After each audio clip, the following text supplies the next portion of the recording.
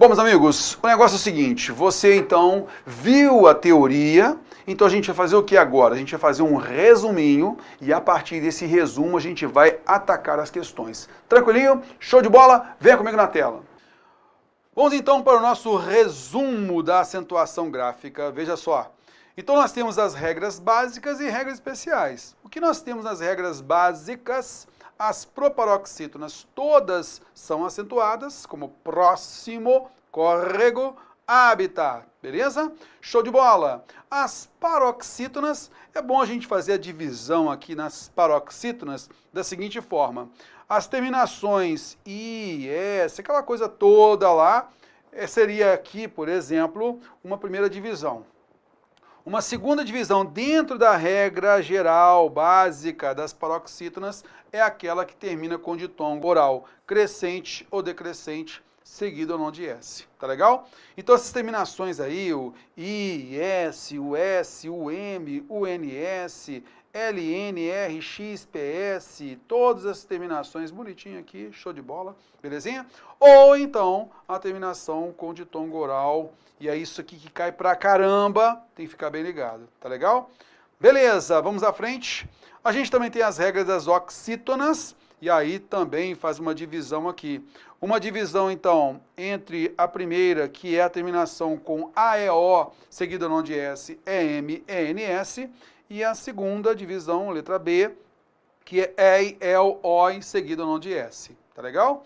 A mesma coisa a gente vai fazer aqui nos monossílabos tônicos. Vamos colocar uma primeira divisão aqui do AEO, seguido não de S, e uma outra divisão aqui, a letra B, que são os ditongos abertos tônicos EI, EL, OI, seguidos ou não de S. Meus amigos, com relação a essa regra geral, essa regra básica aqui, tem prova que simplesmente cobra o seguinte, ó, a mesma regra.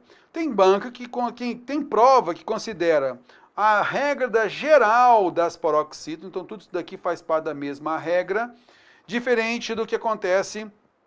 Então diferencia, por exemplo, a regra de elétron, que é uma paroxítona, terminação geral da paroxítona, para a regra das oxítonas aqui, ó. Estou enquadrando tudo nas oxítonas como regra geral. Tudo nos monossílabos tônicos como regra geral, tá? E proparoxítonas. Então, de repente a gente percebe lá que algumas provas cobram 4 regras básicas. Né? Das regras básicas eu tenho 4 regras praticamente. Proparoxítonas, paroxítonas, monossílabos tônicos e oxítonas. Pronto.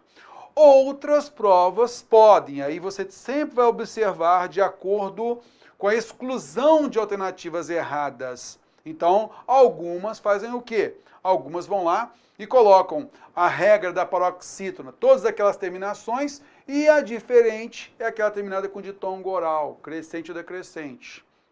Como eu mostrei para você aqui, entre A e B. Lembra? Outros, a gente vai observar também, a regra da oxítona, o que importa é que é oxítona. Pronto, regra oxítona, oxítona, oxítona. Beleza. Outras provas cobram como? Opa, tem que haver uma divisão aí. Então vai fazer uma divisão pormenorizada. Terminação em A, E, O, E, M, N, S é uma.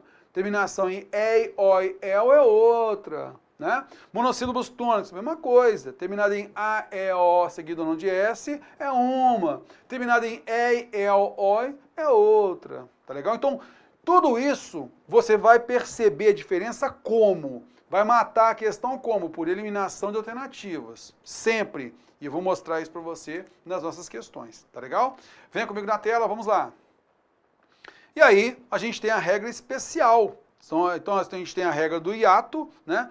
Em que o I ou U seja a segunda vogal desse hiato, tem que ser tônico. Pode estar sozinho ou com S na mesma sílaba, não sofra nasalização e não sejam vogais repetidas, né? Então não podem ser vogais repetidas. Então a gente tem lá, por exemplo, a palavra saída, a gente tem a palavra faísca e assim por diante, beleza? Então aí a gente viu a regra do hiato. A regra do acento diferencial, então nós temos o pôde no passado e pode no presente. Então, a gente vai diferenciar esse tempo verbal. Né? Ele pôde e ela pode, por exemplo. Né? A gente também tem a regra do verbo pôr, tem acento. Já a preposição por não vai ter acento. Tá legal? Então fica ligado nisso daí. Distinguem-se ainda os verbos vir e ver, vir e ter, né? Nesse caso, para marcar o plural. Então veja só, ele tem, eles têm, ele vem, eles vêm, né? Então a gente já pegou lá tudo na nossa parte de aprofundamento da regra e aqui só mesmo pegando os pontos principais, né? Lembrando que a palavra forma, jeito, maneira, né? Forma com timbre aberto não pode ter acento. Já a palavra forma com timbre fechado, vasilha, né? Ó, timbre fechado, pode ter ou não acento. Você pode tirar o acento se você quiser, numa boa. Beleza?